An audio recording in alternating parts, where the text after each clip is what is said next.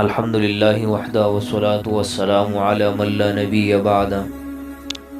معزز سامعین کرام، بعض گھروں میں بلکہ آج کل تو اکثر گھروں میں نا اتفاقی رہتی ہے، بھائی بھائی کے ساتھ لڑتا ہے، کبھی میاں بیوی آپس میں لڑتے ہیں، کبھی باپ اور بچے آپس میں لڑتے ہیں۔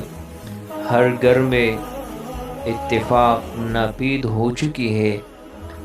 اب ایسی حالات میں قرآن کریم اور حدیثی نبی کریم صلی اللہ علیہ وسلم کے مبارک اعمال کو گھروں میں کیا جائے تو اس کی وجہ سے انشاءاللہ تعالی ہر گھر سکون اور آرام کا ذریعہ بن جائے گا اور بہت سارے مشکلات حل ہو جائیں گے۔